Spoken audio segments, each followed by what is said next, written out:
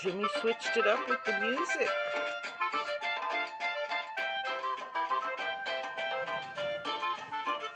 Getting all Latina on us.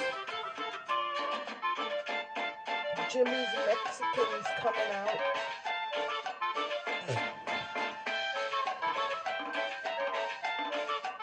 La Cuca.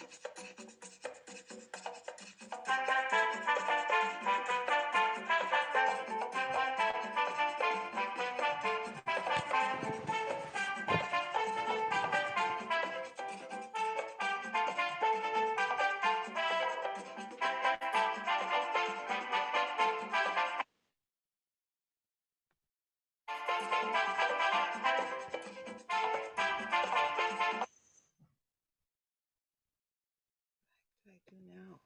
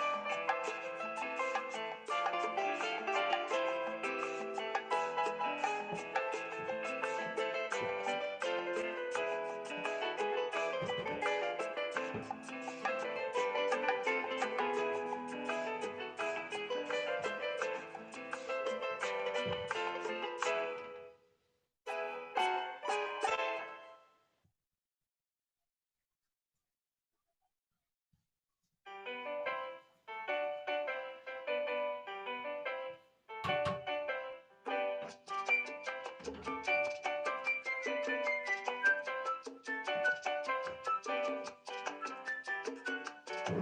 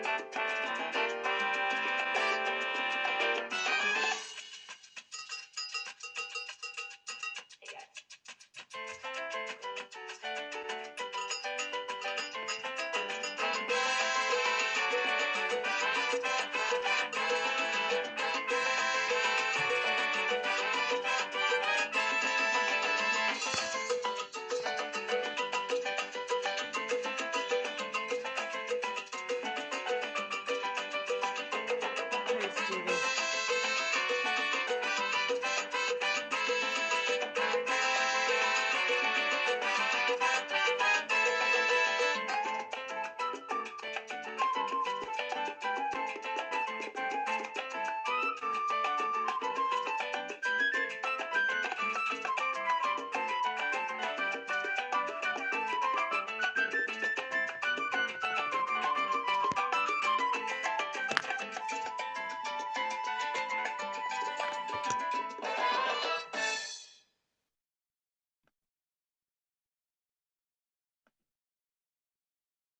Still has me in this weird how place. Try blocking this person. Seems like the only way I can get rid of them is by blocking them.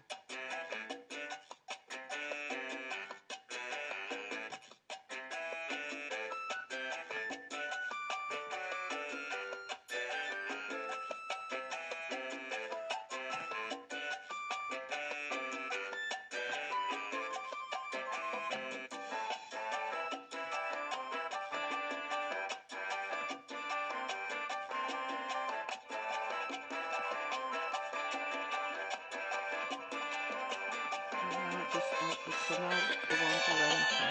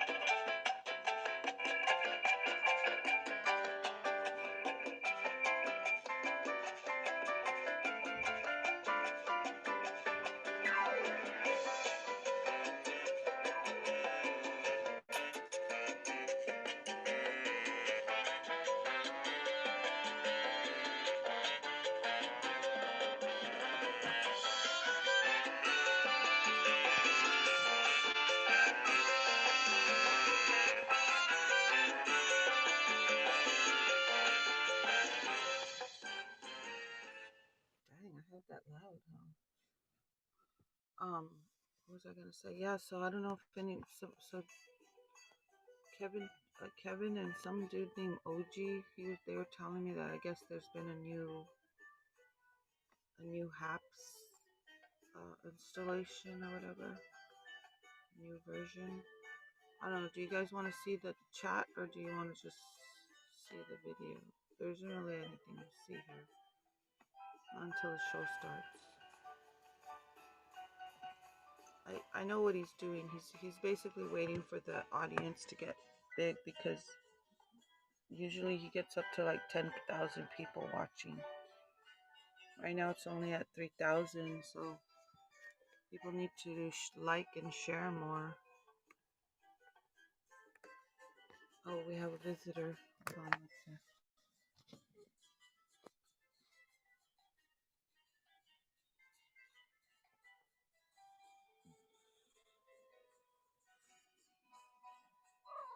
What? Did I disturb you? Let's see, I'll just read off the random commentary. Hey now, Jim. Vicious. Oh, wait. I can't read it. Man, how does Stephanie do it? Lay down. Communist. Thank you, Juan Valdez. Tucker Carlson's segment on homelessness was amazing. How the Dems actually find. I can't read them. Dang, they're going by too fast. It's a big club, and you're not in it. George Carlin. What really matters is that blunt. I'm about. Okay, now. When is Jimmy supposed to come on? Communism is freedom. Fauci's getting mecha amor. The rhythm is infectious and deadly, and not a good one. Frank Capra movie. I'm very flattered. I really appreciate it. You know, I'm just a dumb nightclub comedian. A guy like me should never be allowed to get in here in the first place. I know that. But that's how bad journalism has gotten in America. People in this country pick up their papers and what do they read? Lies. You lied about Iraq. Lies. Repealing Glass-Steagall would help our economy. You tell people they can't have Medicare for all. Why don't you tell the people the truth for a change? The problem is the criminals bought the media. They've been bought by the people who bought our government. We have corporate rule. One big corrupt cabal. Except I ain't playing their game anymore. Oh no, not me. I'm standing up and I'm calling you out. A political machine. Corporate sellouts. The people who turn their back on unions, workers, and sick, poor people. They got another thing coming. We're taking our goddamn country back. And I'm gonna stay right here and fight for this lost cause. Even if this room gets filled with lies like these. And let's blow up that fucking system! We've got to get this man off the floor. As soon as I become a threat, they're gonna try and shut us down. Defend the machine, hit this guy. CNN ran a giant smear piece. I'm a threat, baby! Woo! Either I'm dead right or I'm crazy. Now the real fight starts. Somebody will listen to me. Keep up the great work, man. Lord God help You us. really do speak the truth. I watch your videos all the time. Jimmy Dore! Got it, brother. Jimmy Dore. We all are Americans, and we all need the same things. Good schools, good jobs, healthcare, legal pot. 3 out of 4 ain't bad. The point is... if the Senate deals to this man, it'll become a laughing stock. Funniest man on the planet is right here. I really enjoyed watching you. It's funny and insightful. Outstanding job. Thank you, Jeremy. Great to be here with you. I've admired you from afar. I hope he watches your show. Oh, yeah? I mean, it's good taste. Ladies and gentlemen, from the south side of Chicago, Jimmy Dore! Yo, yo. Hi, everybody. Hi, Friday. Yes, I'm here sir. with Steph Zamorano. Hi, Steph. How are you? Jimmy, I'm great. Thanks for asking, buddy. It's Brownie. Friday. Looking forward to our show tomorrow night. Oh, we're doing a live stand-up show tomorrow in Studio City at the Two Roads Theater. I can't So, go. are there any tickets left for that? Maybe one. Okay, there might be a ticket or two left. So go get it, and then we're going to be there not this, it's the Friday, the 18th. the 18th. We'll And then also. the 20th and the 26th. 20th is in Philly. Oh, that's right. We're going to be in They Philadelphia. totally and ruined the on chat. 20th. Like, I can't have chat So, at the same time. What we the added a heck, second show, man? so there are tickets available. Oh, there it is. Okay. And they say you have to be vaxxed, right? Because it's a blue state, so you have to be vaxxed to go in. And I'm always, which you know, that's good. You should show your vax card. But I'm always surprised at the lack of criminality surrounding people in the vaxes cards. You know, people are constantly sneaking in our theater. Like, we try to get there, but they sneak right past us. And a lot of people say it's because we have the person checking our vaccine passports is legally blind. But I'm a big supporter of the differently abled. And so Yeah, I'm not gotta going to take support that 'em. job away from her.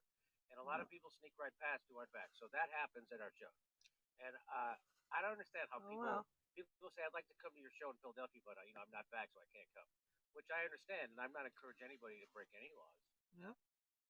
But I'm surprised at how few people are willing to try it. Do you know how hard it is to get past somebody checking vaccine cards? Not hard at all. Let me just tell you that. Again, I'm not encouraging you to do it, but I've accidentally shown someone else's card as I walked in, Steph's, in fact. And I'm like, here you go. And they're like, okay. And then as I got to my table, I realized I showed up someone else's card.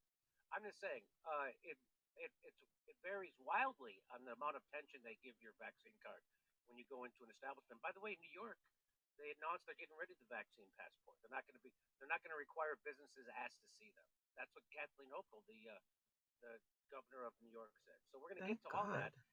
But Somebody's what the finally stories have coming up some on today's brains. show is we're going to take a look at Al Sharpton and MSNBC doing their best to push the propaganda that we need more prisons Let me know if you guys want and more me to political, enlarge the bigger screen. police state. Do you want me For to keep who? the Not for chat? the white collar criminals. Or Of do you course, want me it's to not for the white enlarge the collar criminals.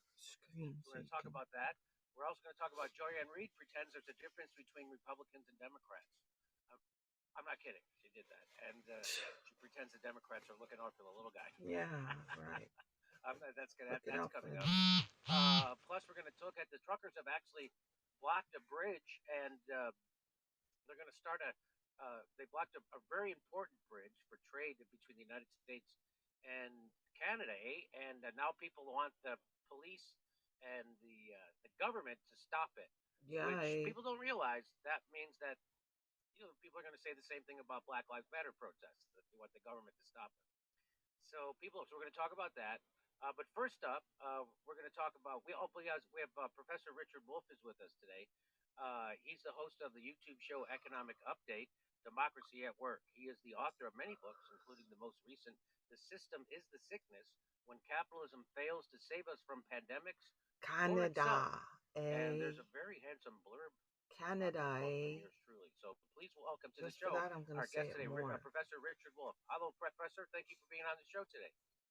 Hey, Doc. Thank you, Jimmy, for inviting me. Glad to be here. Okay, so we're going to talk about what's going on in the big protests in Canada. And I just want to lead it off because everybody has been saying that it's racist and there's Nazis and they're right wingers and they're bad people. They're not actual workers somehow.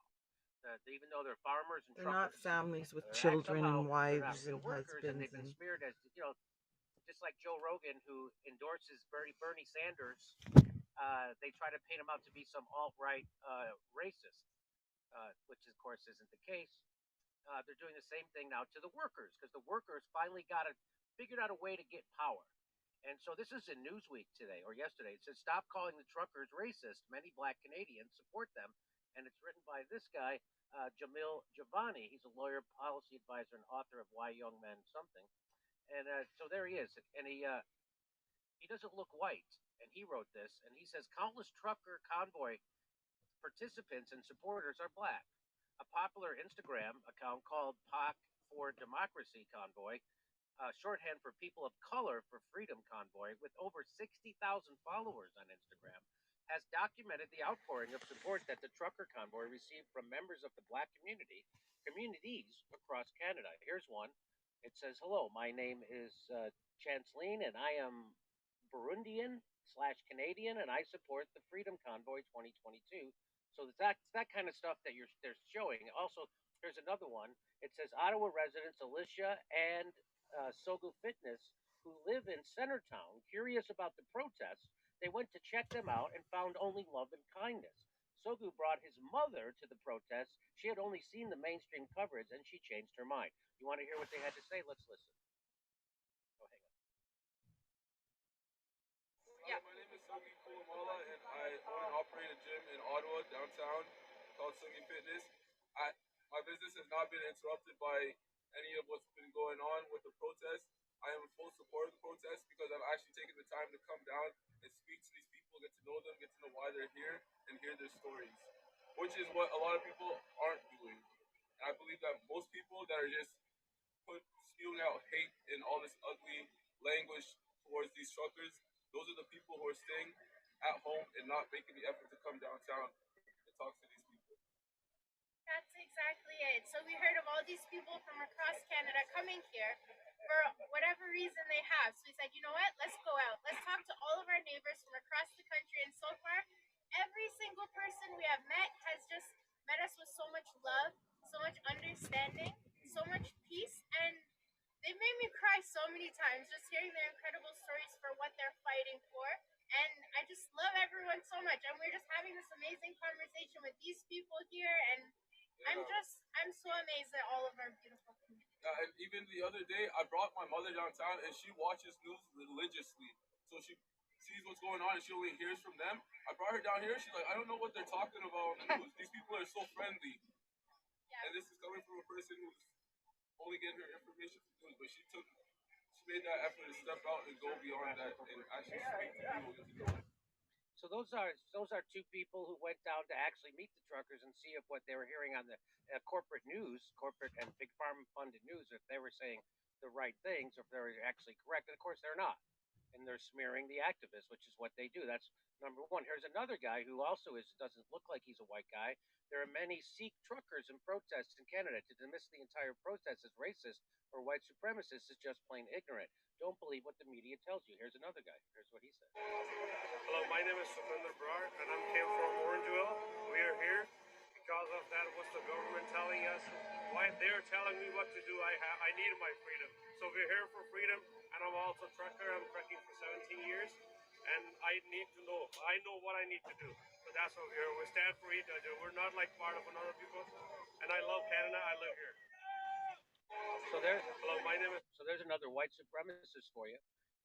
So that's from Rupa Subramanyanya. That's their Instagram, and that person spoke to close to 100 protesters. She didn't find a single racist, and that's from the Daily Mail.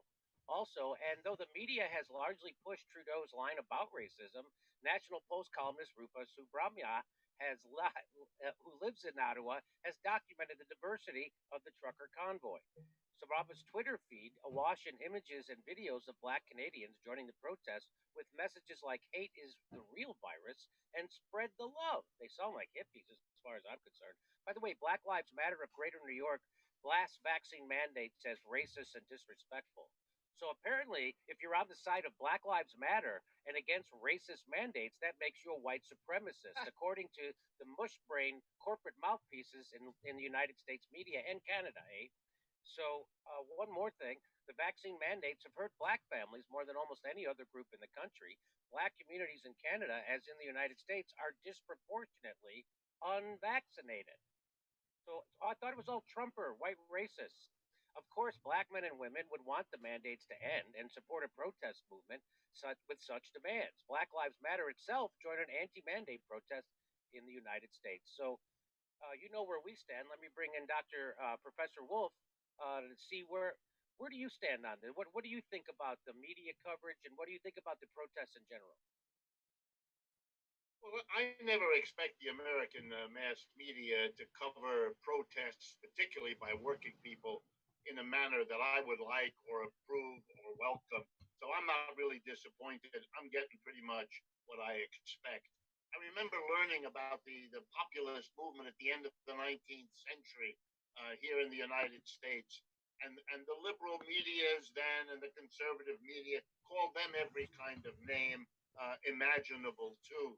And it turned out later that researchers figured out that because these protests, particularly by working people, are as scary for those who run this country as they are, splitting them by turning the whites against the blacks or the northerners against the southerners, that's one of the ways to dissolve these protest movements. And I think that's really pretty much all that's going on. Let me be clear about my view, and I come from the left. My view is I am thrilled that working people have gotten together, figured out the kind of power they've always had, and begun to organize and mobilize and do something about it. For me, that's a wonderful sign, desperately needed in this time when for me, as a professional economist, the failures of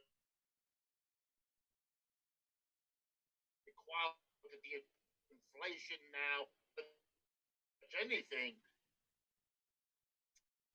suffer this system to stand up and do something about it. Having said that, Jimmy, I have to also say that I think that they're going after the wrong target. In other words, they're right to be angry.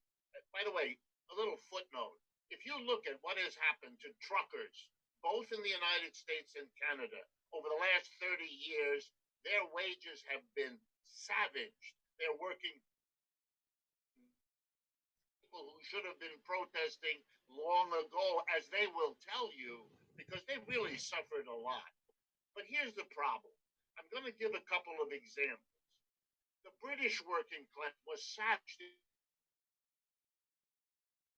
Professor Wolf, you're when the government said vote against Professor, Brexit, they said no, we're voting for it. I get that. Yeah. we're having a little problem with your internet connection. It seems a little unstable. You keep freezing on us, so we're missing big parts right now. So I'm a little worried about that. How's our speed is okay? It's not. So I'm being told it's okay. Is your internet connection okay today? Yeah, no, it does say to me that it's a bit unstable here. I do not know why. Okay. Yeah. So this is good. I'm not as sure. So all right. So let's back it up to where you just went. But you say they're protesting.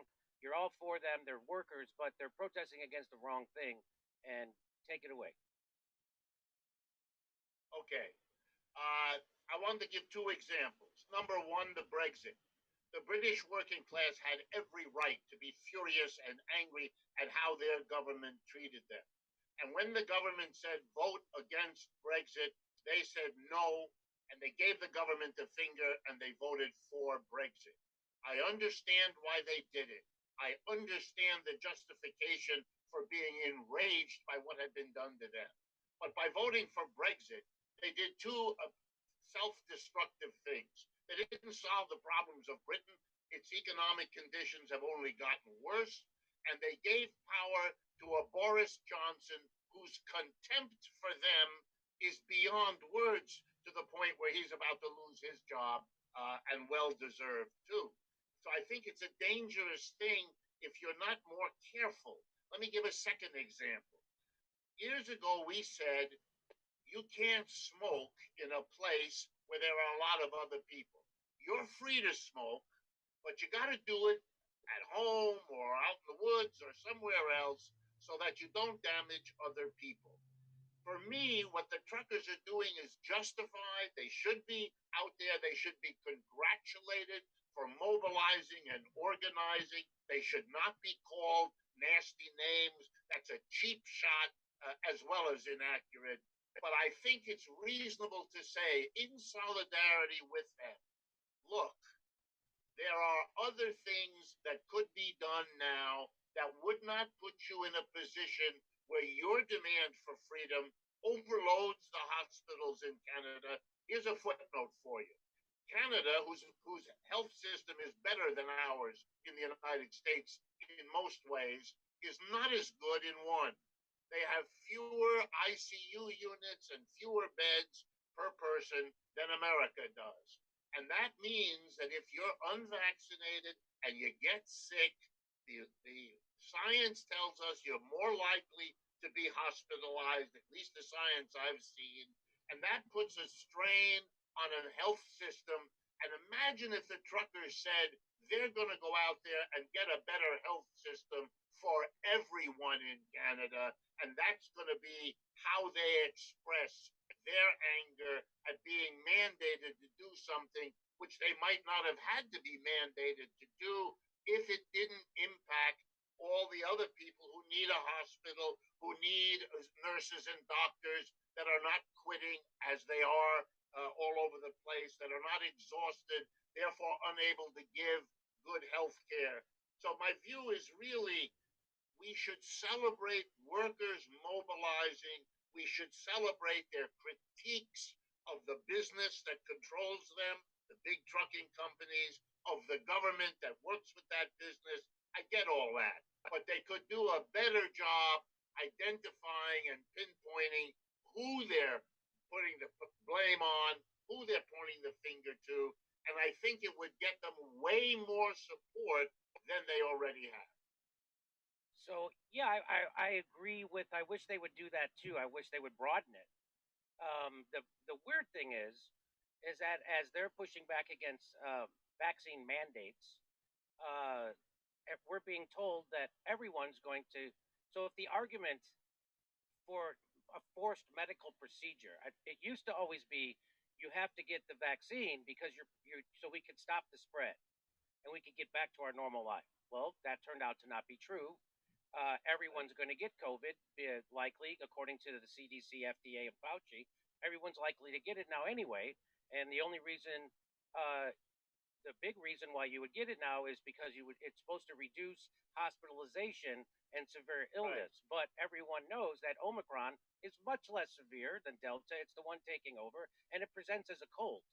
So this idea that we're going to blame unvaccinated people for overcrowded hospitals, which are on purpose overcrowded, because in the United States, we let private equity firms staff our hospitals. And so they put the resources not where the need is, they put the resources where they can profit. They can make profit. So that's why they haven't added an ICU bed in 2 years of a pandemic. You know, in China, they built a hospital in 2 freaking days. So I don't know why they can't do something similar here. I know why, because there's not money in it. That's why. It's the same reason why they don't tell you about vitamin D3, zinc. They don't tell you about losing weight. They don't tell you anything except vaccines and masks, right? So this idea that a vaccine... Jimmy, we can agree then. I think we're getting closer and closer. Imagine the truckers saying, we don't want to be vaccinated, and we want the freedom to make that choice. And suppose they had, across Canada, clinics and hospitals that had been prepared to handle people who aren't vaccinated in a way that wouldn't threaten anybody else.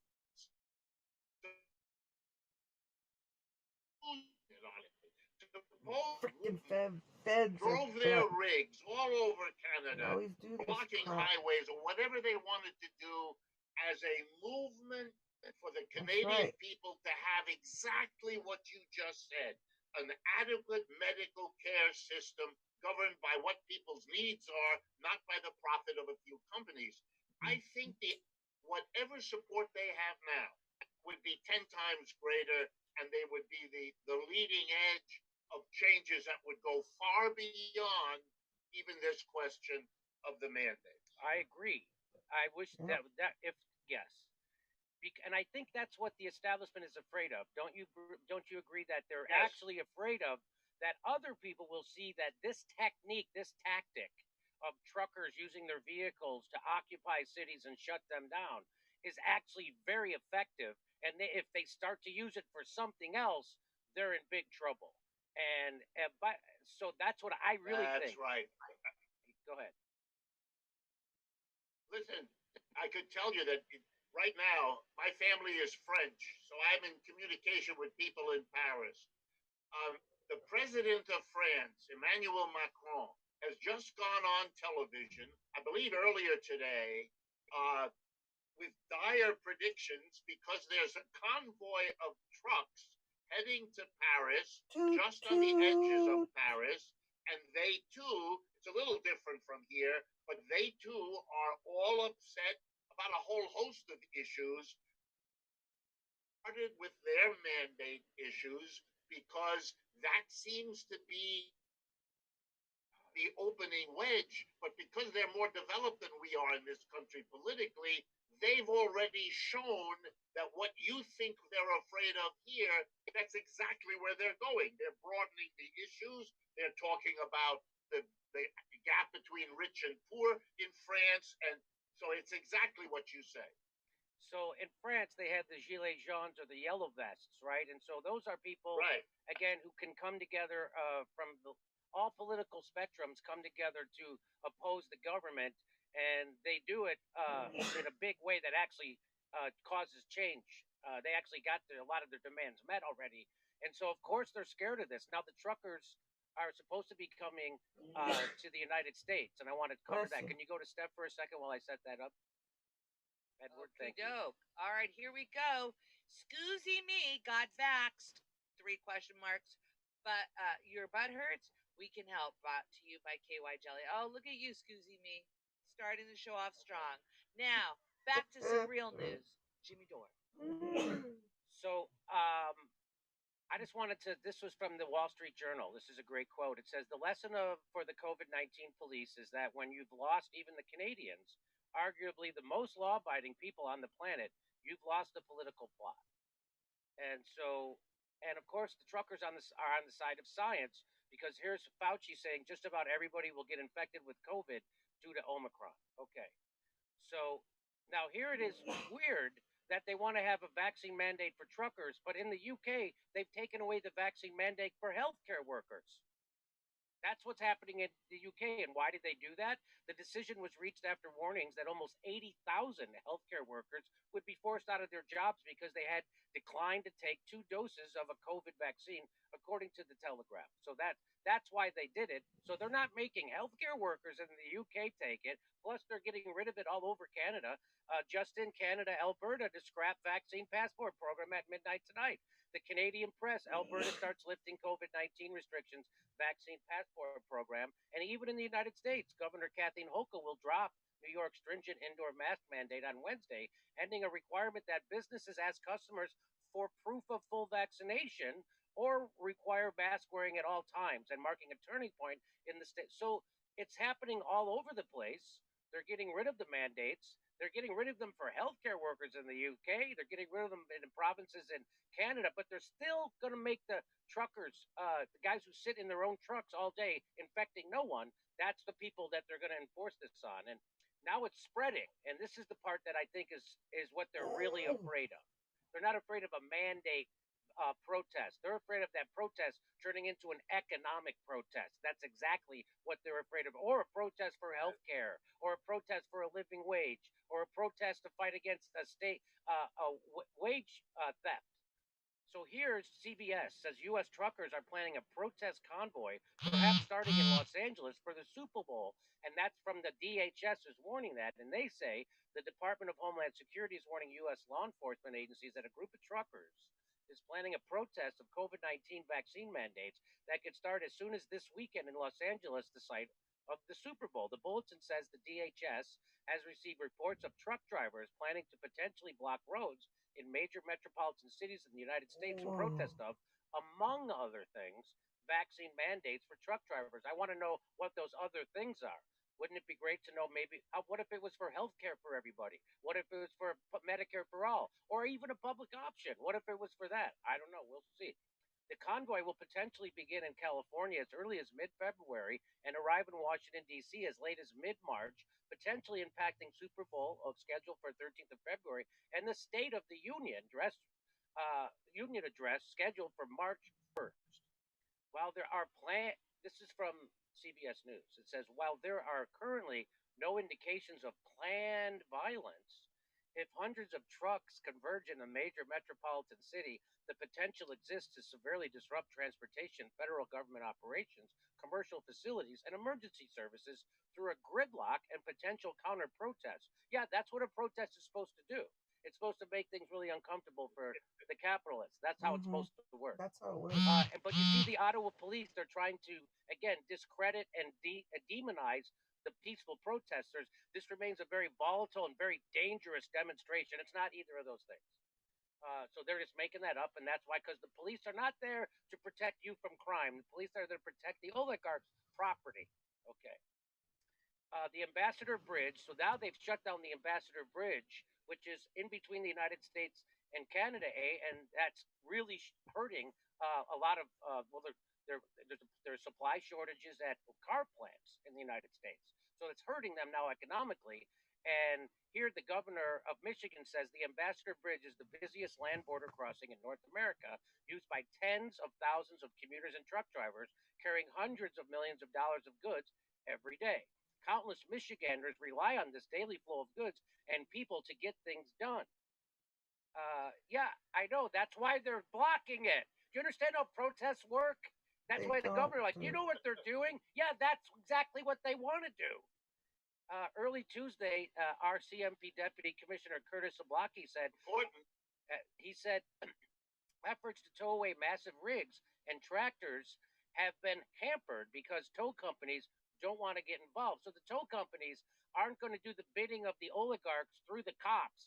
They want the tow companies to start towing away these trucks. And the tow companies are like, no, these truck drivers are our customers. We're not going to make enemies out of our customers. So no thanks. We're not helping out the cops. And so that's what's happening. And the Teamsters Union denounces the ongoing Freedom Convoy protest. So let me ask you about this, Professor Wolf. Now, of course, the unions in the United States that do exist seem to be 100% corrupted and on the side of the people they're supposed to be organizing against. They're on the side of management. It seems most of the time. That's what it seems like to someone like me. Jimmy. They don't seem like they're really negotiating in the best interests of the workers all the time. Lots of times you hear workers, when they go on strike, they reject the offer made by their own union. So here, the Teamsters Union denounces the ongoing Freedom Convoy protest at the Canadian border that continues to hurt workers and negatively impact our economy. So what do you make of that when the Teamsters turn against workers who are actually doing the first time in my lifetime that workers in en masse are making a big dent into the oligarchy, and then a union like the Teamsters seems to take the knees right from underneath. What do you say to that? Well, I think the way to understand it is the unions in this country have been in decline for the last 50 years. It's a straight line down. Every year they have fewer members than the year before. It's long overdue for the unions to ask themselves the honest question, how much of that decline that we keep blaming on the bosses is really because we're not doing what we could have and should have done, what we once did back in the 30s when, for example, the Teamsters were organized and did shut things down and did close things. Inside the unions of America and Canada, including inside the Teamsters, about what you're pointing to. And there's a big fight about it. Whoever's in the leadership now, they make statements like that. But make no mistake, they haven't been able to deliver to their members for so long that every day you're seeing the growing strength of the people who say, we've got to have a change, we've got to be more active. And I think those people are looking at the folks in the truck drivers in Canada, more or less the way you are, as a welcome change in going along and being agreeable and saying no. Again, I suspect they wish there were other issues than the ones they've chosen. But look, you can't always choose what the final straw that breaks the camel's back. I know truck drivers. They got a lot of... This is what comes out, but I think behind it, it's no exaggeration to say they've got a lot of needs that aren't being met, a lot of demands, and you're absolutely right. That's the key issue, shutting down any chance that what they're doing becomes an inspiration for other workers in this country and so on. And that's why the pressure is on for everybody that the business community can that control. Means people workers need to just be walking off the job and saying, screw bad you, for workers, whatever they can think of corporation. to keep the lid on this kind of thing.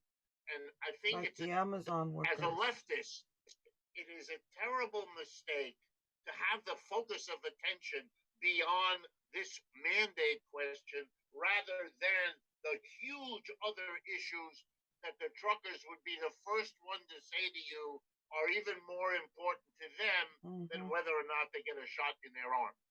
Yep. And so, do you have any predictions for this? I mean, this is the first I'm hearing of the truckers wanting to go from Los Angeles to Washington, D.C. in the United States. Now, of course, my fingers are crossed that they'll do something like this, but they will add a few demands, at least one. I wish they would add at least one demand. What that could be, I don't know, living wage, could be healthcare, it could something. Would be great. But do you have any predictions or any feelings about it? You say you know truckers. Yep. I think that in Canada they just raised their minimum wage to inside the $21 an hour. Inside other unions, among truckers. The biggest one that I hear from them is that they have suffered relative to other workers a decline in their wages and their working conditions over the last 25 or 30 years. A number of them, come from families where the father or the grandfather was a trucker. They know the history of the industry. They know they've been getting the shaft as the bigger trucking companies have racked up huge profits. You know what they're bitter at now? They're bitter. They're saying, and they're right, and I say it as an economist, the companies that are jacking up prices, our inflation, to make more money, are using the truckers and blaming them. Oh, well, we're not raising prices to make more profits. Oh, no, no, no, no. We're just struggling to cope with the shortages in the supply chain, and then they can point the finger at the truckers for somehow being to blame for the fact that your loaf of bread or your dozen eggs cost you more money. I mean, it's not true. It's fake, but it is a sign, and I congratulate you on this, Jimmy. It's a sign of understanding that labor militancy in an economy like ours could change the whole direction of where this country is going, and with a lot more probability than electing Donald Trump or anybody else. And what a huge mistake it is for people who consider themselves progressives or lefties or anti-Trumpers to just cede all those workers to the Republican Party, all those truckers, all those farmers, all that worker militancy against the oligarchy and establishment. They're just demonizing it, discrediting it, and pushing it into the right-wing political party. Well, they're both right-wing, into the Republican Party.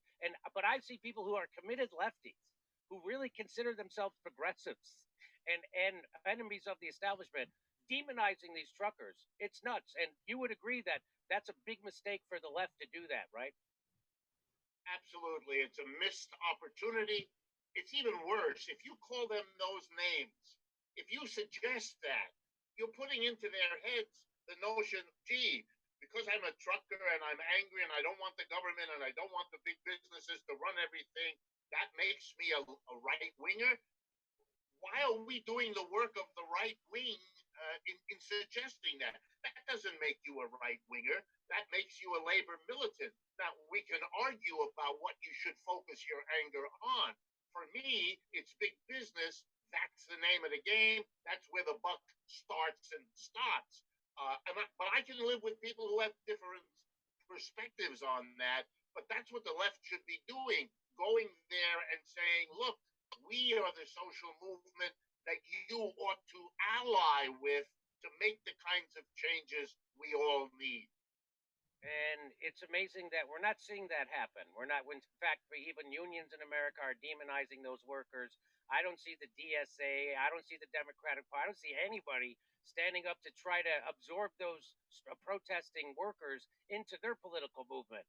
All they know how to do is demonize and push because they're all part of the establishment. Even if you think the DSA at the top is not part of the establishment, you're wrong because this is proving it. Just like Force the Vote proved it. Just like everything they do proves it. They won't do a fucking thing to push back against the people they helped get elected. And now where are they on this? You tell me where they are. I haven't heard a goddamn thing from them. So so I predict though the left in America will make that mistake. And they will push those people into the Republican Party and make them think they're right wingers instead of make them think that they're just workers who have an interest in lefty politics. So I have one more. Well, go ahead. Just one more footnote. For many, many years, the Teamsters Union was independent from the AFL-CIO.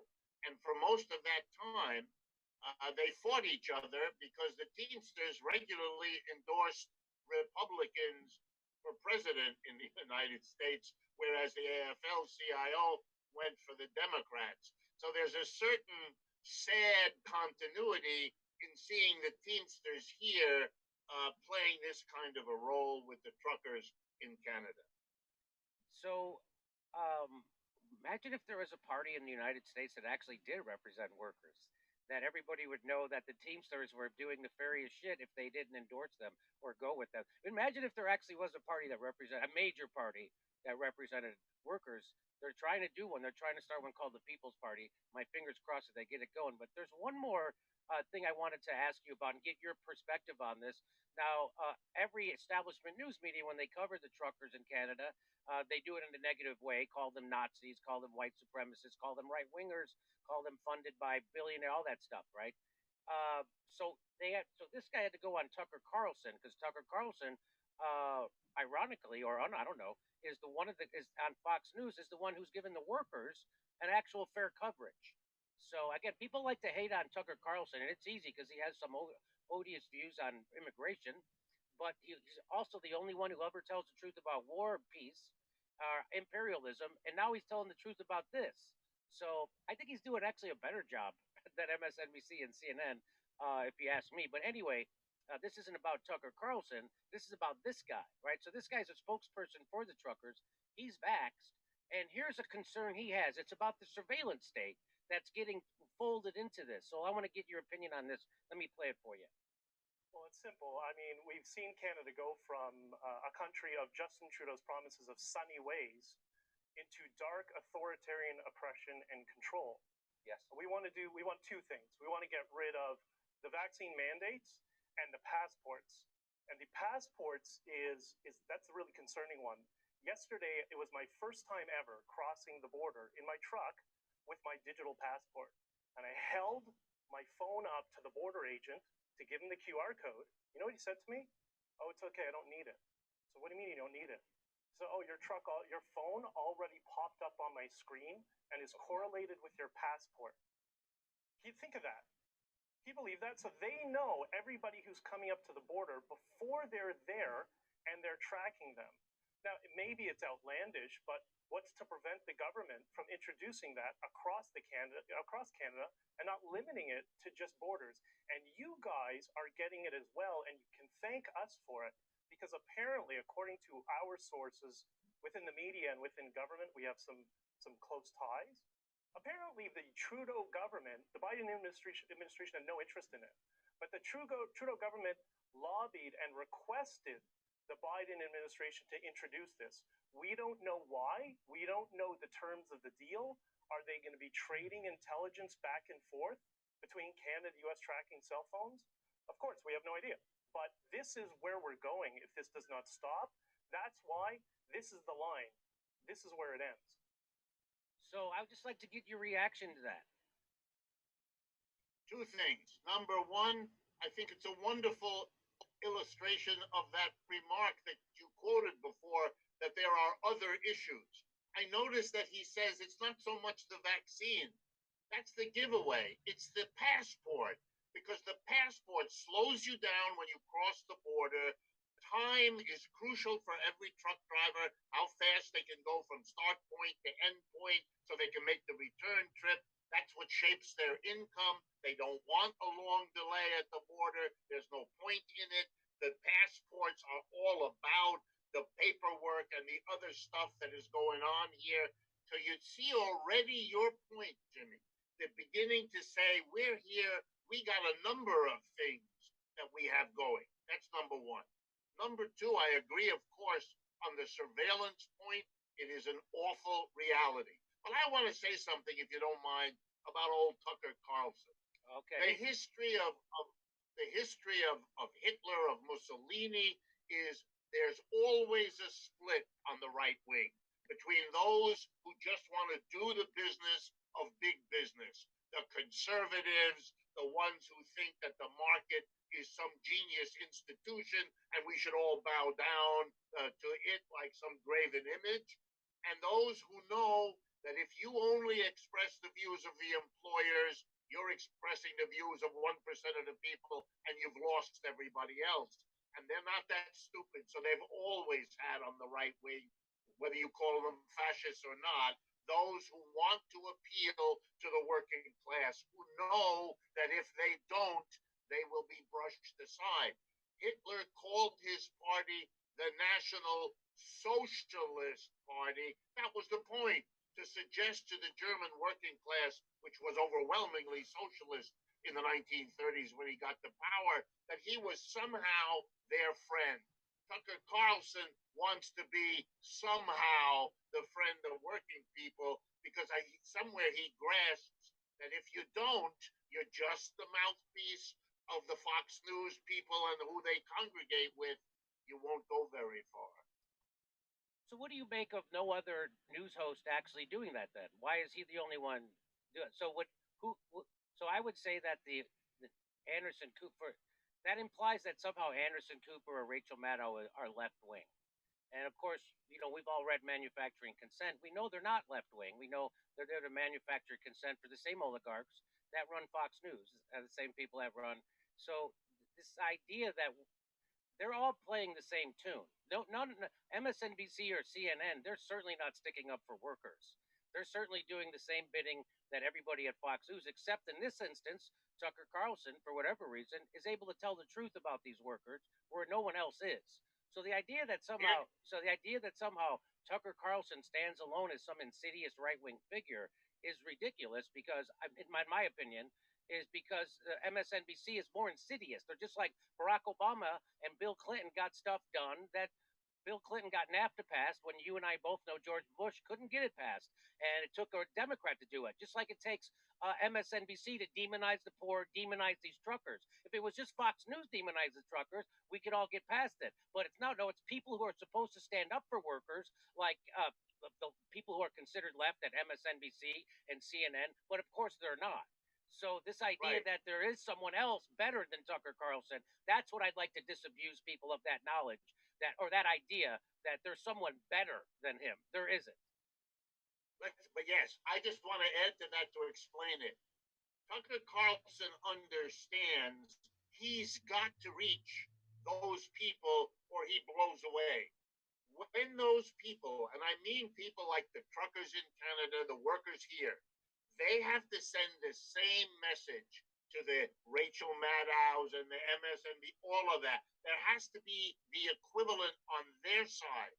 They don't think they have to go to the working class and be the reporter. They think they've got it in the bag. That's why they could have a slogan with Mr. Biden, I'm going to bring you back to the way things were. The way things were is not what we want, but they think they can hold on to the left by that slogan, and that's why they don't have to do what Carlson understands. If he's ever going to have a chance at real power, they have to do, and that doesn't matter whether they win elections or not. If they don't have a base in the working class, they can't move. And the irony is, the liberal left thinks they have that securely in the bag. I don't think they do, but it will take actions like the truckers and strikers all over the country to begin to show them they better have the left-wing equivalent of reaching out to these workers, or else not only will Tucker Carlson get them, but their assumption that those folks are in the bag for the Democratic Party, that's a big mistake, and they will suffer for it. I agree 100%. I would I condemn the other newscasters for not covering the workers. That's who I'm condemning in this situation. And where are people? Where's democracy now? It's again they spent 4 years Russiagating, repeating CIA talking points verbatim almost, without bringing on anybody to debunk it. And now they're not standing up for workers, and so it's a sad state in the United States. And hopefully these truckers can wake up a lot of people, because the people who were traditionally considered left have been co-opted.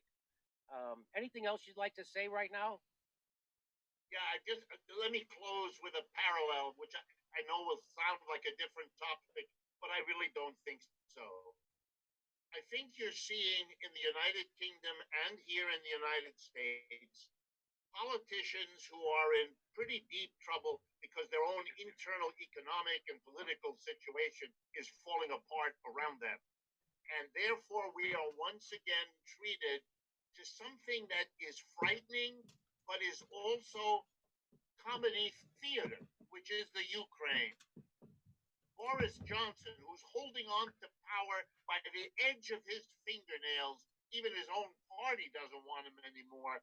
He suddenly is all excited about troops and things in Ukraine and nobody else in Europe. Nobody, just him. And nobody in the world except the United States. These two countries are all excited by a little landlocked corner of Central Europe. People will look back at this and shake their head that anyone could take these clowns seriously. And my only fear is they may be so desperate that they actually do something. You even had the head of the Ukraine a week ago saying, hey, lower the temperature of all this talk because we're losing money and people aren't coming here, etc., etc. And their country, which is piss poor anyway, cannot afford to be a prop in this theater because they're the ones who are going to lose. Well said. I appreciate you saying that. Yes. Again, as the establishment gets everyone's attention diverted to a comedian podcaster named Joe Rogan, the military-industrial complex, their bought media, and the bought government is pushing us towards some kind of military conflict with the nuclear power over nobody can tell you what it is. Get it out of my wallet. Yeah. All right. So, Professor Richard Wolff, I In my really appreciate backpack. you making time out for the show. Everybody should check out his YouTube show, Economic Update, Democracy at Work, and check out his book, The System is the Sickness, When Capitalism Fails to Save Us from Pandemics or Itself. Thanks again for being on. My pleasure, Jimmy, and thank you for producing programs that are willing to say what has to be said. It's more important than ever. Thank you for that. I appreciate it. Right back at That's you. it, Romeo? Okay, Just open $20? step. All right, I'll take 30. Ben Redward says, "Hey Turn on the Jimmy, light. I made a I'll bet take that both the Young 25. Turds and the Ratioed National Or would you know what? smear Yeah, the truckers and farmers protesting the mandates. That's the easiest $20 I ever made. Happy to share half with you. Thank you, Ben. The Inticus Prime, it's almost as if the truckers are promoting the You want definition something of for the the word liberal. What are the people You who want something hate for them the beach? calling We're themselves? going to Santa Oh, Monica. funny. The Inticus Prime, you're back. The consensus is the Super Bowl thing is a pending false flag. And Scoozy Me, prison for anyone who sold out Bring me to whatever. effing China you a soup. CCP. We have no problem Mag- with Chinese bring you something to citizens. eat when I Scoozy Me. And Scoozy All Me, right. you're back. For Satan's sake, Jimmy, stop telling the truth. 3 exclamation marks. Bring X-Men. me a seashell. Let's see, Dr. Shiva Ayodhare is a million times better than Pee Wee Tucker. Thank you so much. Wait a minute, am I X-Men. gonna meet Thank this you. friend? And now continuing, let's see on another list. This was, hey Jimmy, not sure if you covered it already, but Media Matters is Well, who yeah, I paid want to know the people who to you're put the with. Joe Rogan videos out, compilation him? videos. Go figure. Oh, is it the one we That went is to the from mall that one time? That is from Charles. Thank you, Charles. Yeah, the one when Let's back go in ninth with grade. When we went to Trina the mall Thomas. that Thank one you, time? Trina. Yeah, and I we took him suffered in the with car. insomnia, but Yeah. MSNBC Remember contract him? Yeah, man that's the one. Oh, okay. We're just gonna go to cured me, All right. but sadly, Ben Dixon sent me into boredom-induced coma. Just woke up. Hey, and that's from Matt. Thank you, Matt. Hey, Steph, do you know why they call themselves Blackstone? Because Death Star was already registered no, it's not him. trademark. Thank you so That's much. different brand. Karen Bye, McCunty. guys. Missed you, Later, Karen. Stevie. Welcome to Fancy